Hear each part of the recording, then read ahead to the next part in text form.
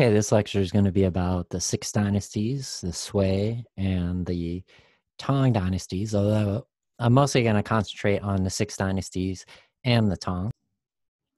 So the six dynasties were a time of disunity and the rise of Buddhism, and that's what we'll kind of look at first. And then the first great paintings, which luckily in Chinese art education since time immemorial, it was common to try to copy the old masters as much as possible. So we have some paintings that are copies, but look exactly like the originals.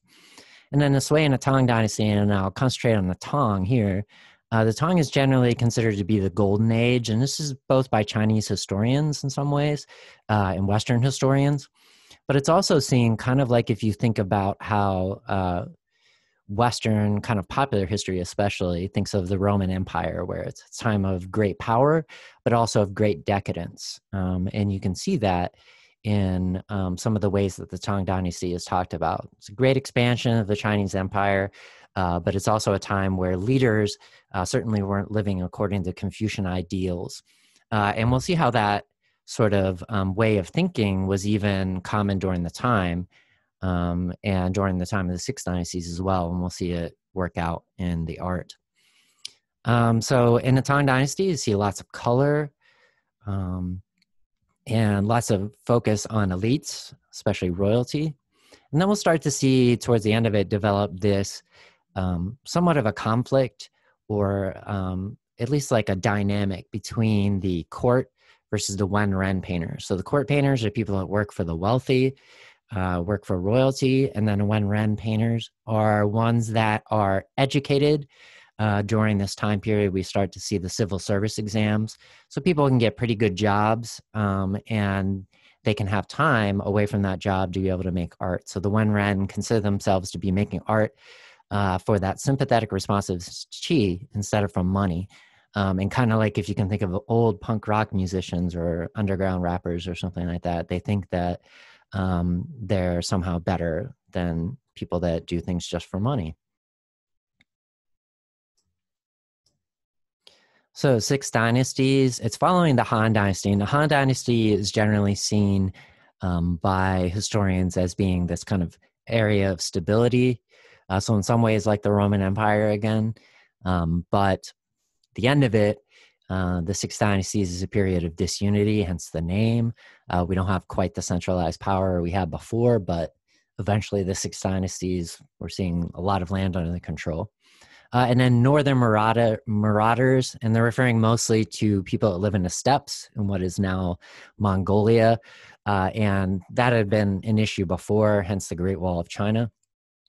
But it becomes an issue, and eventually we're going to see with the Yuan dynasty, where these people take over China.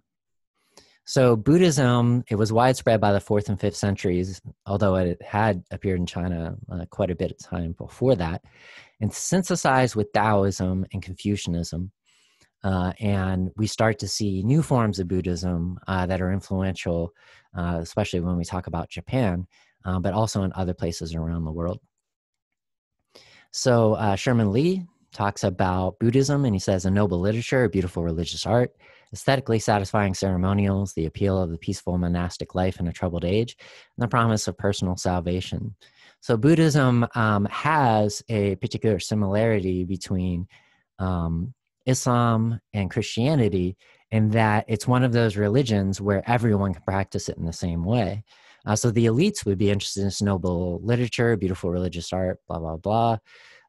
But people who are at other levels of society, not as elite, just regular working people, can think of the promise of personal salvation and have this same connection with the Buddha or with the Buddha nature that one of the elites could. And then the monastic life builds kind of like as it did in the Catholic Church in Europe into a power in itself. And that kind of dynamic will create a lot of interesting philosophy and art and create a lot of interesting political situations as well. So the first thing we're looking at is a colossal Buddha. And we're actually going to look at later on when we get to South Asia and we talk about the origins of Buddhism, about how this type of style cutting Buddhas or even Hindu imagery we're going to see as well into the living rock, and that's what this is, how that starts.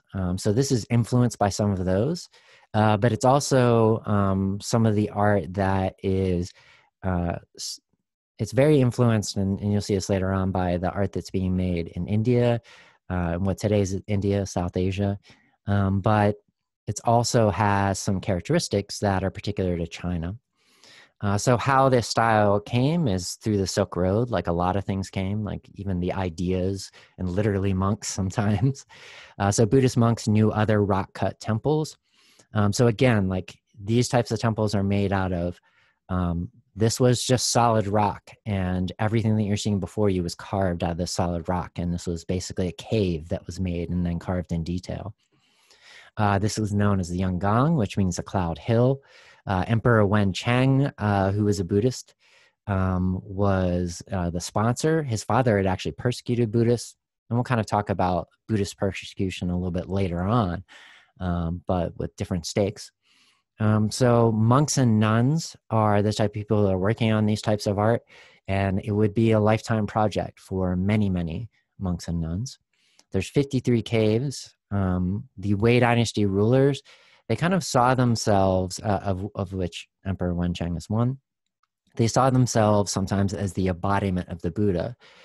So when we get to Southeast Asia, we'll also see this happen again in Indonesia, modern-day Indonesia, where there are pictures of the Buddha, but perhaps also self-portraits.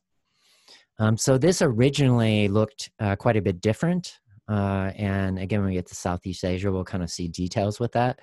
But originally there was a screen, and this part you couldn't see in the open air like these two men are. What you would have to do is go behind the screen, which again was carved out of the living rock. And then it basically made like a little cave that you can go inside, and you could view the Buddha in, the light would be kind of filtering through the holes that they made in this rock screen out of the living rock. So the only way at the time it was originally made to view it would be where these two men are standing now. And there would be light falling on the Buddha. So it would have this kind of like mystery and spiritual journey type effect to it, whereas now it's just out in the open. It also originally would have been painted, and most of the painting's gone now, but I'll show you some details where you'll be able to see it a little bit later on. But again, there would have been a screen here, so you only would have been able to view it, the Buddha, very close, which would of course add to the kind of grandeur and height of it, but would also make it, again, have that kind of journey to go inside and view the Buddha. So what's kind of interesting is that O'Reilly, who writes the textbook that I previously used for this class, names this as a Gandhara Buddha style, and I don't think that's the case. Gandhara Buddhas are the first Buddha images that are made. Before that, Buddhist images weren't of the Buddha, they were of symbols of the Buddha. But the Gandhara region in South Asia was originally kind of an outpost of the Roman Empire. And after the Roman Empire fell and the Gandhara dynasty took over, there was still a lot of Roman artists there, and the first Buddhas were made in a Roman style, and which is very similar to the Greek style. So you can see some of those things in the folds that we see on the cloak that the Buddha is wearing. These kind of like impossible, mathematically precise folds. You can see that in Greek art on the Parthenon. The Romans copied it. This very, very straight nose and the shape of the mouth, which is not very wide, somewhat full lips. And even this like straight line over the brow, and the way that the brow is kind of this solid protrusion. All of those are like similar to Roman art. So I can understand why O'Reilly's saying that, but I don't think it's accurate. Lee calls it the archaic style. And what he's talking about here is it's an early version of what would become eventually a Chinese style. And like the Greek archaic style, which is not related to in any way, except that they both share this archaic smile.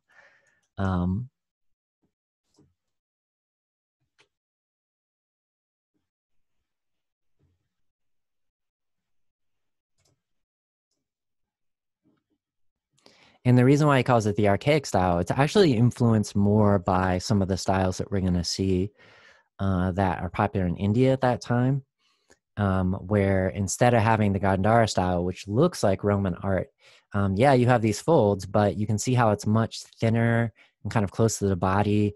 The Buddha has a softer body, which is more like Indian art that's previous to the gandara images. We can see the kind of like softness in the face, the eye shape where we have these kind of like somewhat bulging eyes. We'll talk about the poetry behind that a little bit later on. And these very unrealistic ears. But the idea with the ears is to show Buddha as he was originally a prince, and he wore heavy earrings, which brought his earlobes down. So the rest of the qualities are what you see in all Buddhas. Ushnisha, which is this sometimes called a top knot, which is basically the auxiliary brain. So after the Buddha becomes enlightened, it represents his spiritual knowledge. And we'll talk in more detail about the Buddha when we get to South Asia. And then the mudra he's using is the mudra of meditation. And you can see it here. It's mostly like worn away. The rock is worn away, but he would have had one hand over the other, and then the thumbs would be very close together, but not touching. A standard kind of meditation pose that is called the Zazen pose when we get to Japan and talk about Zen Buddhism there. So these are some of the paints, and you can get an idea the entire thing would have been brightly painted. And again, a lot of these images, some of them are getting towards what we see in Chinese Buddhist images that come later on, and some of them are very much like the South Asian styles. So the hues themselves come from Central Asia, and we'll see that happen again where the Chinese Empire is able to import these blues, especially from Central Asia. So Chinese painting develops during this time, and there's probably developments before this, but we start to see writing about it, and people really think about, basically the equivalent of ancient Chinese art historians or art critics. They think about what makes art good. So before the Six Dynasties, it was kind of thought to be a craft. So artists weren't thought to be people who were creating things with philosophical or spiritual content. Instead, they were just people that made images and somebody else told them what it meant. So during this time, we see that Chinese artists developed into artists, people that make not just things, but they make things with a philosophical backing or spiritual backing. So some of the ideas that developed during this time about what makes paintings good, the three perfections. So those are the mediums. At the top, and this is a hierarchy, is calligraphy. Below that is poetry, and then below that is painting. So this is kind of interesting because we're going to see for the next few hundred years calligraphy, but it will mostly be poetry. But as you can see, the calligraphy itself is above. And that has to do with some ideas that go back all the way to Taoism, that art can show your sympathetic responsiveness to Qi, that it can truly show who you are. And calligraphy does that better than the words that you would create. And then painting is below that. Professional painters, painters that are just producing work for pay, there becomes this idea that they're not considered cultured. And we'll talk about in later dynasties how this idea is complicated. So Chinese painting, Xie He, the Six Principles of Painting, which was written during the 6th century, but is representing ideas that have been developing for a long time. The first one is spirit resonance. Qi is what we're talking about. The spirit animating the image is more important than its exterior appearance. So in other words, you're creating something that's behind there that's not immediately visible. The Qi comes from brushstrokes. You can see that's number 2. It's part of the reason why calligraphy is so important. Faithful to appearance and faithful to color. So there is a bit of abstraction here, but you still want to create a natural effect. Then composition should fit the theme, be dynamic and meaningful. So the way that you arrange things in the frame is very important and can tell the story. And then copy old paintings, the spirit of the past. So Chinese art education for the next few hundred years, and in some ways up all the way to the 20th century, the idea was try to precisely copy what you had seen before some of the masters. And then once you've done enough of that, you can go on your own and you can be able to move up to the number one, but not before you learn the spirit of the past. So this one, I hope you recognize right away that this is kind of similar to a meme that is really popular. If you're listening to this too many years after 2020, maybe it isn't popular anymore. So if you recognize something in the pose, especially of this figure right away, that's actually a good shorthand to be able to understand what this picture is all about. But this is Gu Kaiji, and this is almost certainly not original. It would be a copy made by people later on. But again, the idea was to precisely copy the old masters, even to the directions of the stroke and what kind of methods they would use. So this is thought to be a faithful copy. You'll also notice that in a lot of these Chinese works of art that we're going to look at, we'll see these stamps, and they'll even be like in the middle of the content of the painting. And what they represent are previous owners. So unlike in Western art, where most people wouldn't imagine marking up the actual pictures, in Chinese art, this makes it more auspicious by having all these stamps because it shows the elite owners. It shows that it's been valued through time, and that adds to the value of the piece. And when I'm talking about value, I'm not talking about money. I'm talking about the value as art, the value philosophically, or maybe even like the value of relating yourself to these old elite people. So this one's called the portion of the hand scroll admonitions of the instructress to the ladies of the palace. So admonitions, probably not a word you hear in English too much, but the best way I hear it translated is to criticize in a way that's gentle to make people better.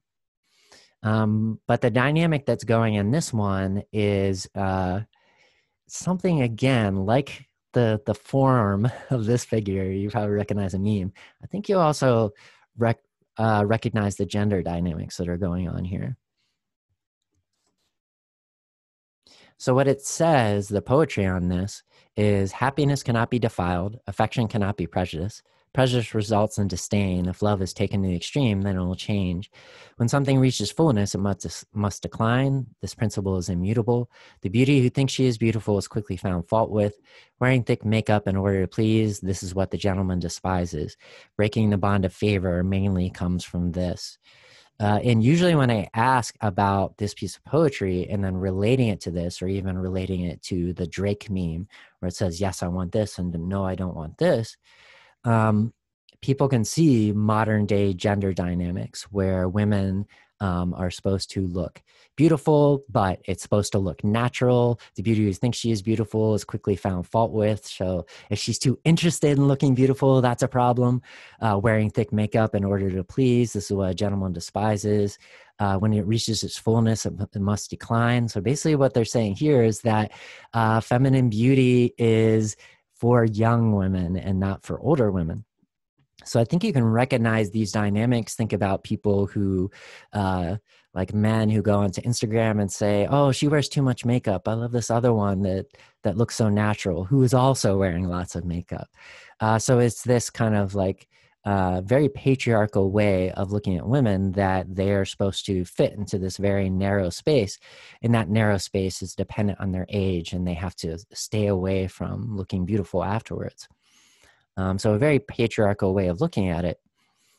So how this develops is kind of multi-step, speaking of patriarchy, because these particular pieces, the portion of the hand scroll admonitions, the instructress to the ladies of the palace, this would actually be a scroll, and each frame would be rolled out, and it would be shown to elite children, young women, to show them how to behave.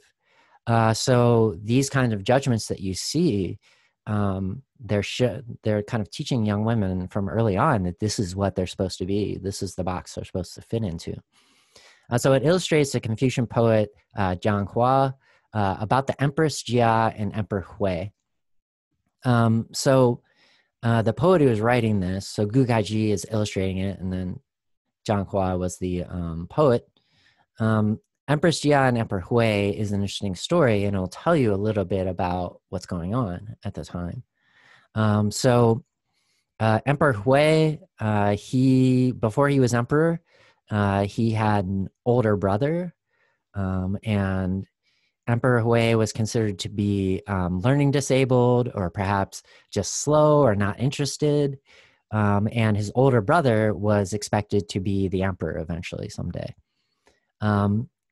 So what happens with the emperor is they're married off. There's usually a first wife, and then sometimes the emperor will marry the first wife's sisters and then have multiple consorts, so girlfriends more or less.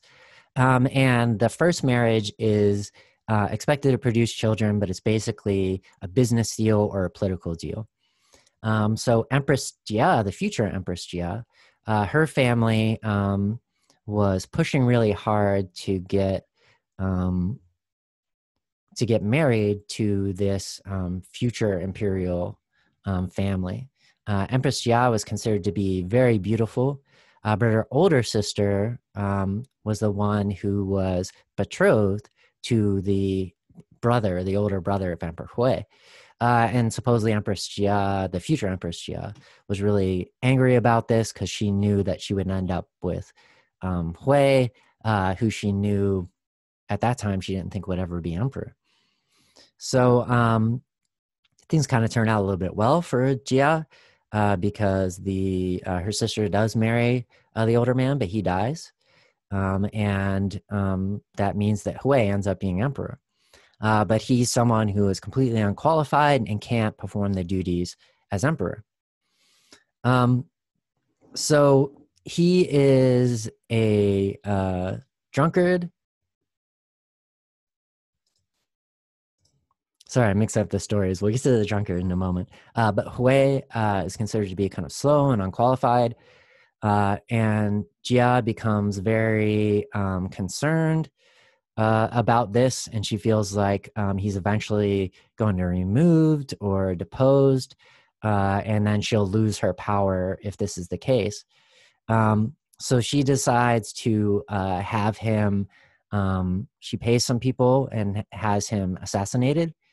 And all of the people that are around the royal court, they're like, cool, that's good. Now we can replace him. But Jia was hoping that she could rise to power from that, but she wasn't able to. However, even though that was the case, she wasn't punished. She wasn't executed. So what this is kind of showing, the idea what Jiang Hua is showing, is it's partly Confucian, but it's very, very patriarchal at the same time. It's saying that Hui, who everybody wanted to remove because he was unqualified, he should be removed. And according to Confucianism, there's right ways to do that and wrong ways to do that. And Empress Jia picked the wrong way. She had him assassinated. She didn't, try to have him removed or try some other way that was the proper way to do it. But nobody else was going to do the proper way, and she took upon herself. The other thing that it shows, and this comes from the story, she was like jealous, she was beautiful, but she didn't get what she wanted. It's supposed to show that women, when they move out of what's their place, that is a perversion. So again, this entire thing is kind of to show how women are supposed to act, and it's not in the way of this perversion. So the other story, it's even more illustrative of the poem that we just looked at. It could refer to Consort Zhang of Emperor Xie Wu of Jin. So Emperor Xie Wu was kind of interesting. He's the drunkard that I wanted to talk about. He liked to party. He would just have people over, get wasted, have lots of fun, break things, have sex with lots of people, and just get crazy. But also at the same time, shirking his duties as emperor. His first consort, so basically his first girlfriend, Consort Zhang, was considered to be, since she was young, the most beautiful woman in China. And whenever she became consort, that's a pretty kind of elite position. She took advantage of that. And Emperor Xiaohu, supposedly that was her favorite. She was his favorite consort. So her 30th birthday was coming up, and the emperor says, jokingly, wow, you're coming up on 30. I should probably replace you with someone younger. And Consort Zhang doesn't react at all. She doesn't get angry. Instead, she gets even.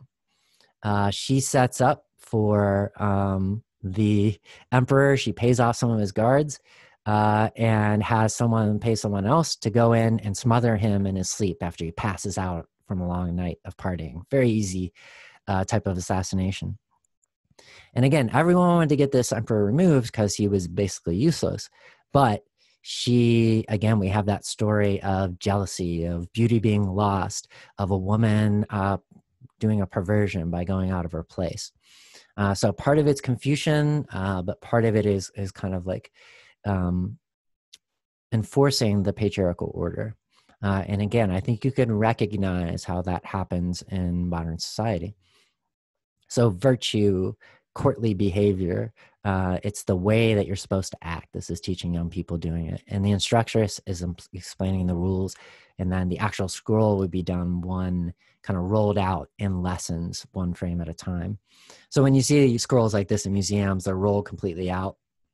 That's never how they would be used. They would always be used in small groups, frame by frame, for elites. This is art for elites.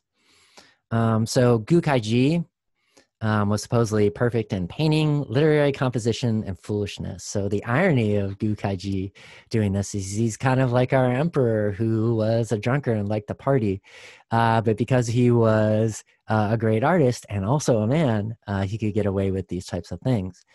And again, that kind of like artistic genius or male artistic genius forgives everything. You can see that rolling right through the 20th century in the West as well. Look at Picasso. So good painting must have yan, which means harmonious, sheng, which means alive, and dong, which means full of motion. So I think you can see that going on when we look at the original frame. We have a dynamic going on, like we see we're in a time period. We're in a slither of time between the masculine figure and the feminine figure. The feminine figure has this kind of like flowing that's going on, almost like she's floating. You can see the lines that are following that, from her clothing, that almost seems like she's like floating, or there's a wind blowing around her. But there's also and we can see some of those types of forms repeated here with these long curves that are coming off of his clothes, but it's also harmonious. Like the same sorts of curves are repeated with each, and there's like a shape that kind of follows in the composition, where you can draw these nice, pretty, continuous lines throughout it.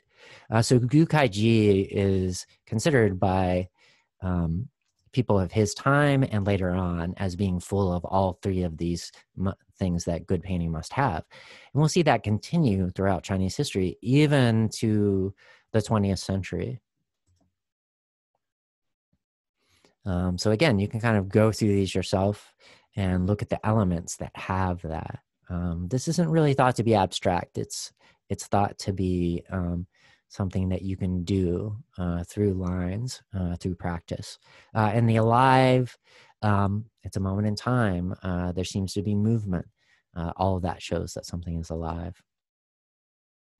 So with this one, we see another one where it's about the supposed vanity of women. But again, the vanity is, yes, you're supposed to look pretty, but it's supposed to be natural and easy. And you're not going to be pretty when you're older. So it's a very patriarchal view that puts women into a very particular box that isn't applied to men at this time. So we can see it here as well. The inscriptions and seals on the scroll date back to the 8th century, but it's actually not known with this particular version of it how old it is. It's at least 8th century, but it could be older. There's some scholarship I've seen where they thought this could actually be the original Gukaiji. Doubt it, but regardless, we're getting something that's a very good copy of it. So this, remember, calligraphy, then poetry, then painting. So what you're looking at here is poetry and calligraphy. Calligraphy is on the top, these poem paintings.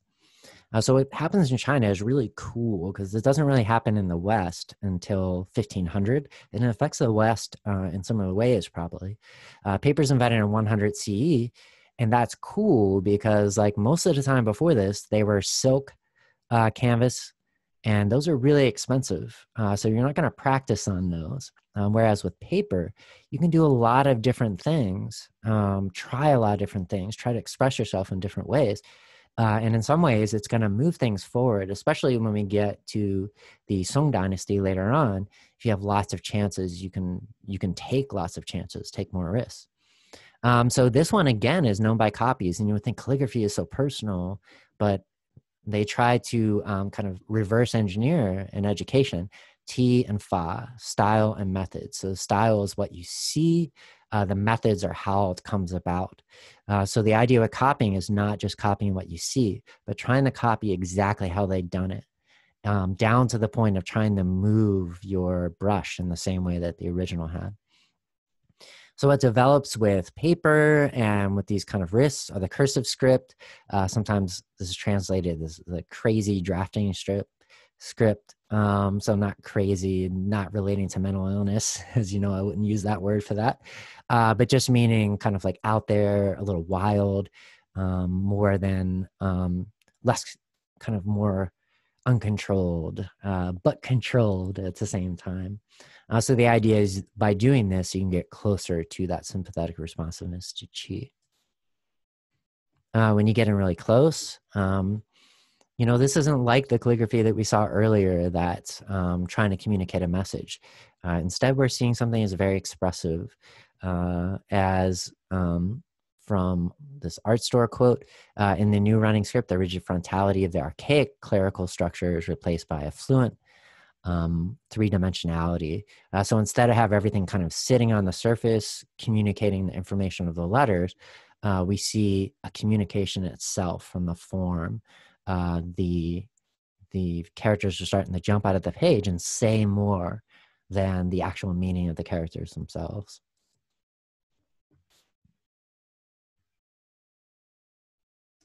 So this would be a good time to take a break, probably, and then take a couple minutes and come back and listen to the rest of it. So moving on to, and we're mostly going to talk about the Tang Dynasty here. So according to O'Reilly, it's the golden age of Chinese civilization. But again, that is a common thought in amongst Chinese historians as well. But again, this kind of like decadence. So this colorful, incredibly productive, incredibly powerful dynasty that's setting up a lot of institutions and art and other things that will continue throughout Chinese history. This greatly expanded empire, this international city of Chang'an, with a population of 1 to 2 million, with Korean, Japanese, Christian, Jewish people living in this place, kind of a center of the world, they consider themselves. But at the same time, somewhat decadent and showing what happens when leaders become complacent. And this is kind of repeated throughout Chinese history. And we're going to see this dynamic, this idea of there's leaders, and even with power, it has to be maintained. You have to have the right leaders. They have to be acting in the right ways. We're going to see that dynamic continued throughout Chinese history, even when we get to the 20th century. So if you want to see an illustration of this, there's that, I think it's called The House of a Thousand Daggers, a really cool film, and it kind of illustrates some of these dynamics and does so visually too with beautiful colors. It stars Zhang Ziyi as well, who is a great actress and also an interesting martial artist. So if you compare and contrast these, and for those of you that weren't able to make the Zoom call, that was part of the discussion, but you can kind of do it on your own and see what changes have been made. And that'll give you a good idea when you're trying to answer questions in the test to be able to understand what changes have been made and how the styles differ. And again, when we're looking at these styles, what I'm showing you are new styles. So this Tang style on the left is a new style and then an old style here, but people continue to make the old Six Dynasties style in the Tang Dynasty, but just so we can see dynamics and changes through time, I'm giving you just the new style. So just realize it's more complicated than that. It's the case in every art history class you'll ever take. So this is Guanyin as the guide of souls. And it comes from a type of Buddhism that's called Pure Land Buddhism. And this is a very popular form of Buddhism with regular people, especially. And when I say regular people, I mean people that aren't royalty or these great monks or whatever. People like probably you and I, if you're listening to this.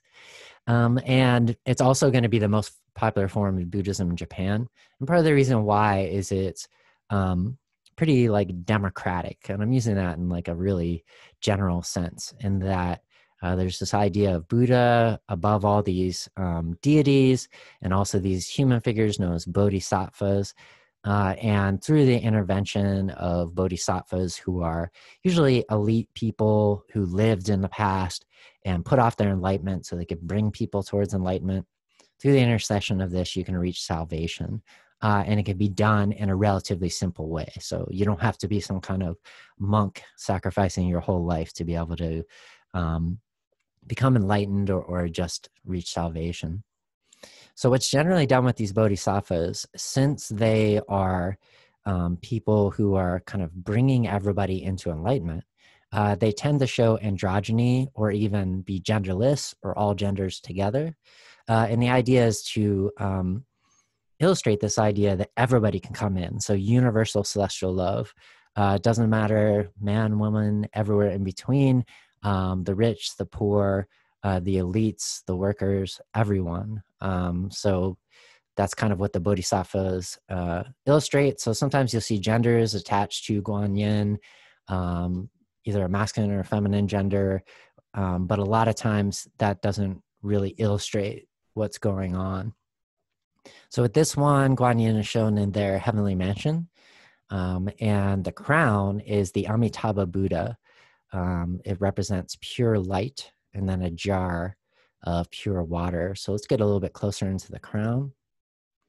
I wanted to get close to the feet first. What you'll notice with this style, we can see the floating and the colors that's changed since the Six Dynasties. The fact that the figures aren't necessarily occupying a realistic space. So there's not as, it's not as important for it to represent real life. And I'm showing the feet because the feet tend to be very expressive. So almost like calligraphy, this is where you can show the figure, even though you have a rather neutral expression on the face, you can get a little bit of,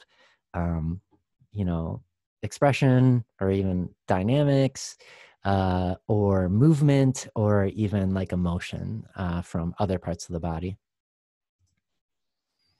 So when we look at the crown, it's the Amitabha Buddha. And in Pure Land Buddhism, some people believe that you can reach salvation simply by saying, hail to the Amitabha Buddha. We're going to see that become very popular in Japan as well. So it's kind of similar to the way that evangelical Christians sometimes think of salvation, that as long as you confess your sins to Jesus or confess your belief in him at the end of your life, you can reach heaven. So a kind of similar idea. And you can see how it could be appealing to everyone because they see themselves as being kind of unconditionally loved. So obviously the style that's very linear with these very precise contour lines that create three-dimensionality continues from the earlier styles, but again, not quite the realism that we had before. We do have a lot of the flowing clothing and all that kind of stuff, but there's a little bit more stylization and almost a hierarchic scale with these emperors with their big, huge heads and their big bodies, showing people who are more important. So a very, very elite style. Yan Li Ben, who made this 13 Emperors scroll, and again, they wouldn't be viewed like it might be displayed in a museum with the whole scroll rolled out, but it'd be only be viewed little bits at a time. Was an architect, a sculptor, a painter, idealized portraits. So like in the West, I guess the best thing you could say would be like a Renaissance person. So a similar type of idea that artists can be all of these things, not just craftspeople, but true artists. And it's really cool to take a close look at some of these because the line work is so precise and so thin at the same time. And this is a style probably before you took this class that you associated with Chinese art. So it's really developed already fully by this time. And again, you can compare. So a lot of similarities. We do have a lot of those flowing lines, but it's, a little thicker, a little bit more solid, perhaps not as dynamic. Of course, these figures are so big, they're not going to move like she does, compared to what we saw in the earlier styles. When you get in really close, and we're really close, you can see the texture of the silk.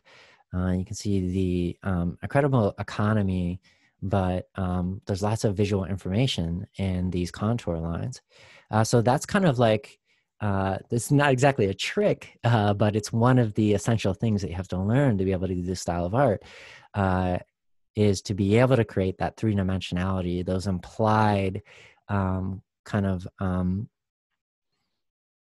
the implied three-dimensionality that you get, but not with shading like you would in Western Renaissance art or something along those lines.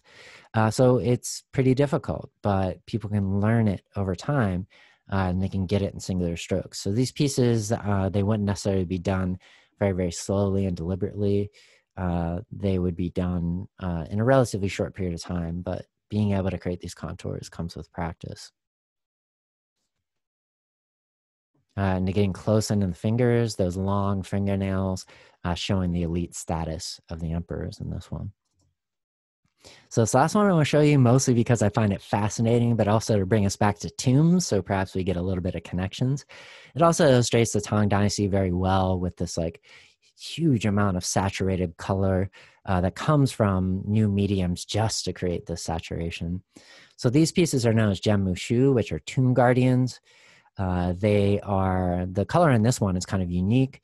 It's common to have amber, green, and white in these ceramics, but this one has an additional expensive blue, which again is coming from Central Asia, so it's imported, and it shows that this was a elite of elites tomb.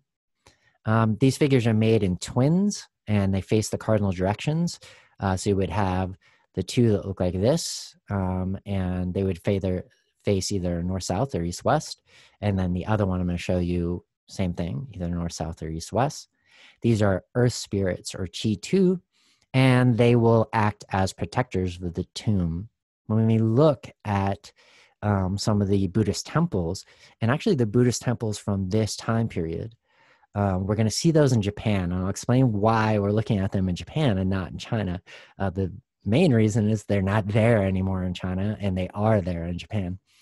But we're going to see that this idea of having these earth spirits, which comes from Taoism more than Buddhism, even though the artistic style is Buddhist, is going to be continued. And we're going to see these protectors in the Buddhist temples as well. So again, I'm showing these because I find them so incredible. The colors are so incredible. But these styles, we'll actually see how these particular styles, I'm sure you can see a relationship between this and the ogre motifs that we saw in early Chinese art. But there's also an influence from Indian Buddhist art that we'll see a little bit later on, South Asian Buddhist art. So the other figure, again, like when we get to South Asia, you really see the influence of this particular figure. We're going to see it in some South Asian paintings. But there's twin figures of these ones with these like kind of scary faces. So spirits that would be kind of like rough and ready, but they can protect you. So this is, remember in the beginning of the class, I was talking about how the yin and yang leads to different fundamental perceptions about the world, even about good and evil, and certainly about good and evil spirits. So in Christian cultures, do you want to stay away from Satan or devils or whatever and move towards gods or God or towards Jesus or angels or whatever? Whereas in Chinese culture and in the other Buddhist cultures we're going to look at, that's not going to be the same thing. Sometimes these demon-like figures can be helpful, either protecting you or even helping you become enlightened. So get a close-up of that face. Pause it right here because this is the last slide, and I'll see you in the next lecture.